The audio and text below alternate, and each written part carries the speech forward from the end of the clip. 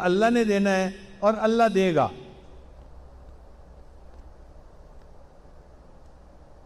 رزق کے بارے میں پریشان نہ ہوا کریں کہ جی کہاں سے آئے گا، اللہ نے ذمہ لیا ہوا ہے۔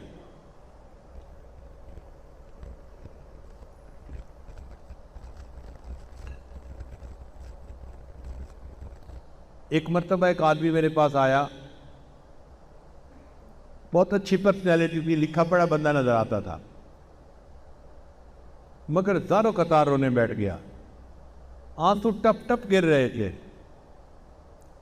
میں بھی پریشان ہوا کہ یہ بندہ بہت ہی دکھی ہے جو اتنا رو رہا ہے۔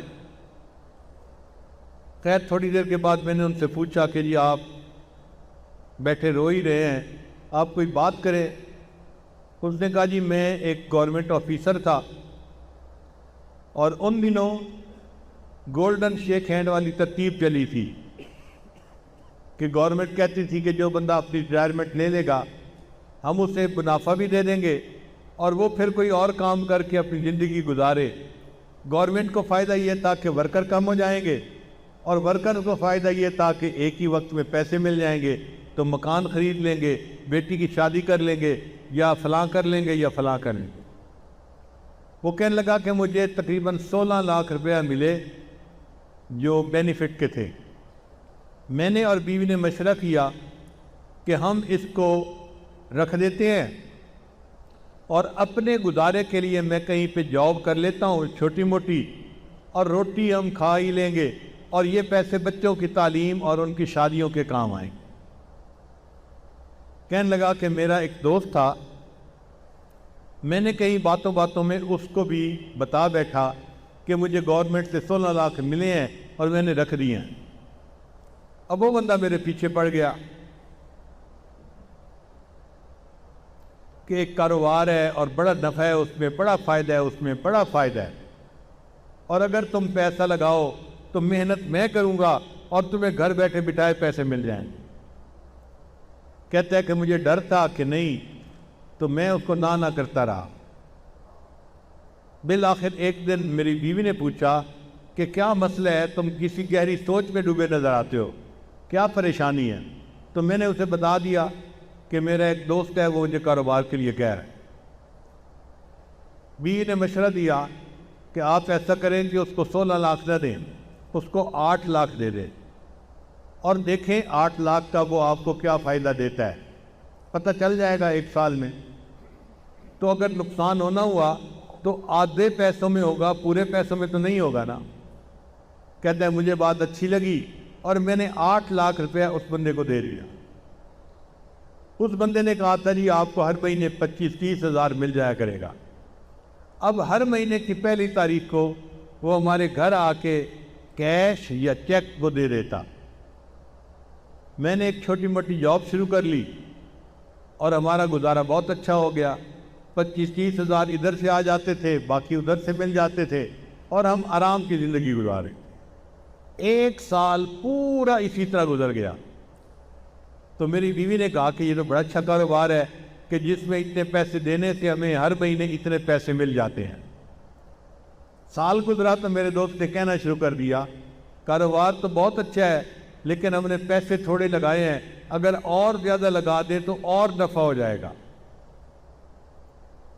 میں نے بیوی کو بتایا، اس نے کہا ہم نے 1 سال آزمایا ہے، دیکھا ہے شریف آدمی ہے، اچھا آدمی ہے، وعدہ پورا کرتا ہے، تو آپ اس کو باقی بھی پیسے دے دیں۔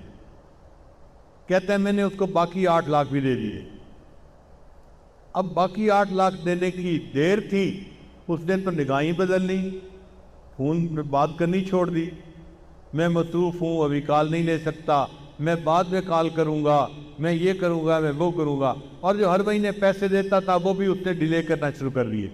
پہلی تاریخ کے پیسے 10 تاریخ کو دیے، پھر دوسرے مہینے اس نے 20 تاریخ کو پیسے دیے، اور تیسرے مہینے مہینہ ختم ہو گیا اور پیسے دیے ہی نہیں۔ اب میں نے اسے فون کیا، بھئی آپ ہر مہینے پیسے دیتے تھے تو ہمیں گھر میں خرچے میں تنگی ہو رہی ہے، آپ پیسے نہیں دیے اس مہینے۔ وہ جی میں نے آپ سے بات کرنی ہے، میں 2 بندوں کو لا کے آپ سے بات کروں گا۔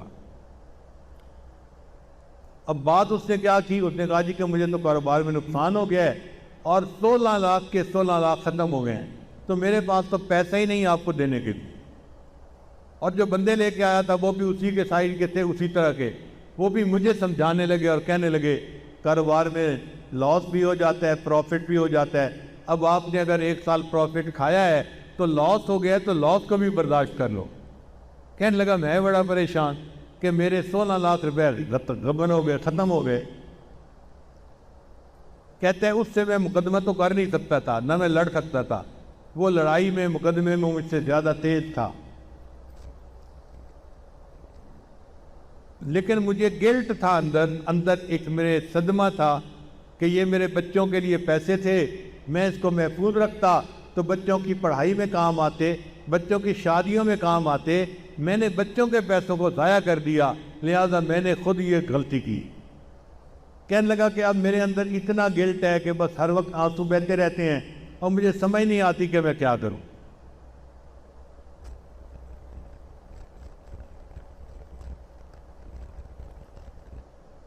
اس کی بات سن کے مجھے بھی بہت دکھ ہوا کہ ایک شریف آدمی اذیت میں مبتلا ہو گیا۔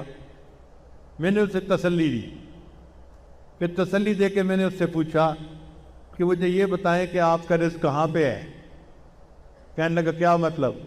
میں نے کہا آپ کا رزق زمین میں ہے یا آسمانوں میں ہے؟ کہتے جی آپ بتا دیں۔ میں نے کہا اللہ تعالیٰ فرماتے ہیں وَفِي السَّمَاءِ رِزْقُكُمْ، اور تمہارا رزق آسمانوں میں ہے۔ تو جب ہمارا رزق آسمانوں میں ہے تو ہمارا رزق کوئی ہتھیار نہیں سکتا، کوئی چوری نہیں کر سکتا، جو ہمیں پہنچنا ہے وہ اللہ پہنچا کے رہے گا۔ اگر کسی نے پہنچانے میں بددیانتی کی تو اللہ دوسرے ڈاکیے کے ذریعے سے پہنچا دیں گے، کسی اور طریقے سے پہنچا دیں گے، اللہ اس پر قادر ہے کہ اس کو پہنچائے۔ اس کو تھوڑا تسلی ہو گئی۔ میں نے کہا کہ دیکھیں آپ کا رزق تھا، اگر کسی نے آپ سے بددیانتی سے لے لیا آپ فکر مت کرو، اللہ آپ کو آپ کا رزق دوبارہ دے دیں گے، آپ پریشان نہ ہو۔ اب اس کا جو رونا تھا وہ بند ہو گیا، ذرا تسلی ہو گئی۔ میں نے اسے بیعت کے کلمات بھی پڑھا دیے اور اس کو کہا کہ بس اپنے دل سے معاف کر دو اور یہ عہد کرو کہ یا اللہ اس نے میرے ساتھ بددیانتی کی، میں زندگی بھر کبھی کسی کے ساتھ بددیانتی نہیں کروں گا۔ اس نے یہ بھی وعدہ کر لیا۔ پھر میں نے کہا اچھا یہ بھی میرا وعدہ کرو کہ جب اللہ آپ کو آپ کی ضرورت سے زیادہ پیسہ دیں گے تو آپ زکوٰۃ پابندی سے ادا کریں گے۔ اس نے یہ بھی وعدہ کر لیا۔ لو جی میں نے دعائیں دے کے اس کو رخصت کیا۔ رخصت ہوتے ہوئے مجھ سے پوچھنے لگا حضرت اب میں کیا کروں؟ میں نے کہا کہ بھائی آپ کوئی ایسا کام شروع کریں جو پیسے کے بغیر ہوتا ہے، اللہ برکت دے دے گے۔ تو ہنس پڑا، حضرت پیسے کے بغیر تو کام کوئی نہیں ہوتا۔ میں نے کہا سوچیں کوئی نہ کوئی کام ایسا نکل آئے گا چاہے مزدوری کیوں نہ کرنی پڑے۔ لو جی وہ گیا اور اس نے گھر جا کے بیوی کو بتایا۔ اس کی بیوی کا غم بھی ختم ہو گیا کہ ہمیں ہمارا رزق اللہ دے دے گی۔ پھر بیوی نے اس کو مشورہ دیا، ہم دیہات میں رہتے ہیں اور یہاں جو کسان ہوتے ہیں نا یہ کھاد خریدتے ہیں شہر سے، اور ان پڑھ ہونے کی وجہ سے ان کو پتہ ہی نہیں چلتا کہ یہ کھاد کون سی ہے اور کون سی نہیں ہے۔ تو آپ اگر شہر کی کسی کمپنی سے کھاد کی بوریاں کریڈٹ پہ لے کر آئیں اور ان دیہاتیوں کو یہاں بیچ دیں پروفٹ رکھ کے، تو پھر پیسے آپ واپس کر دینا اور کچھ آپ کو نفع مل جائے گا۔ لو جی یہ بندہ کھاد کی کمپنی کے پاس گیا ملتان میں، ان سے بات کی کہ مجھے جی آپ 10 بوریاں دے دیں کریڈٹ پہ، میں آپ کو پیسے مہینے کے اندر واپس کر دوں گا۔ وہ کہہ جی ہم تو آپ کو نہیں جانتے، ہم آپ کو کیسے دے دیں؟ یہ کہہ جی میرے کاغذات دیکھو، میں اتنا آفیسر تھا گورنمنٹ کے اندر، یہ بھی مجھے جانتا ہے، یہ بھی جانتا ہے، یہ بھی جانتا ہے۔ وہ کہیں کہ بھئی ہمیں تو شکل صورت سے بھی نظر آتا ہے کہ تم آفیسر رینک کے پڑھے لکھے بندے ہو، لیکن ہم بغیر پیسے کے کیسے اپنا مال دے دیں؟ ہم نہیں دے سکتے۔ اب یہ بیچارہ روز جائے اور روز ان کی منت سماجت کرے کہ آپ لوگ میرا کام شروع کروا دیں۔ جو مینیجر تھا نا وہاں کا وہ ذرا رحم دل بندہ تھا، اس کو رحم آ گیا۔ ایک دن وہ کہنے لگا دفتر والوں کو کہ بھائی اس کو 10 بوری کریڈٹ دے دو اور گارنٹی میری ڈال دو اگر اس نے پیسے نہ بھی دیے تو 10 بوری کے پیسے میں ادا کر دوں گا کہ چلو مجھ سے غلطی ہوئی، لیکن اب اس بندے کو 10 بوری دے دو۔ اس بندے کو 10 بوری مل گئی، یہ لے آیا، اس نے آ کے کسانوں کو بیچی، ہر بوری پہ 50 روپیہ اس نے نفع رکھ لیا، تو 10 بوری کا اس کو اچھا بھلا فائدہ ہو گیا۔ چنانچہ پھر یہ 10 کی جگہ 20 بوری لینے لگ گیا، پھر 30 بوری لینے لگ گیا، پھر 50 بوری، کرتے کرتے ایک وقت آیا کہ کمپنی والوں نے کہا جی ہم آپ کو پورا ٹرک کریڈٹ پہ دے دیتے ہیں۔ اب اس نے کریڈٹ پہ ٹرک لیا اور لوگوں کو تقسیم کی کھاد اور ان سے پیسے لے کے واپس دے دی۔ پھر 1 ٹرک سے 2 ٹرک اور 3 ٹرک اور ٹرکوں میں کام شروع ہو گیا۔ اللہ کی شان دیکھیں، کوئی 6-7 سال کا عرصہ گزرا ہوگا، یہ بندہ ایک دن میرے پاس واپس آیا، مجھے کہتے ہیں الحمدللہ حضرت آج میں 16 کروڑ کی پراپرٹی کا مالک ہوں۔ 16 لاکھ اس کے ضائع ہوئے تھے، اللہ پہ توکل کی، اللہ نے برکت رزق میں ایسی دی کہ 16 کروڑ کی پراپرٹی کا وہ مالک بن۔ تو ہم کیوں اس معاملے میں شک میں پڑے یا اپنے ذمے حرام لگائیں؟ دل میں تسلی رکھیں، اللہ نے جو ہمیں دیا ہے وہ اللہ نے ہمیں پہنچا کے رہنا ہے۔ جب اللہ نے پہنچا کے رہنا ہے تو ہم حرام کی طرف کیوں ہاتھ بڑھائیں؟ اس لیے جو چیز شک میں ڈالے اس کو چھوڑ کے اس طرف آ جاؤ جو چیز شک میں نہیں ڈالتی۔ اللہ تعالی ہمیں ایسے صاف پاک معاملات کرنے کی توفیق عطا فرمائے۔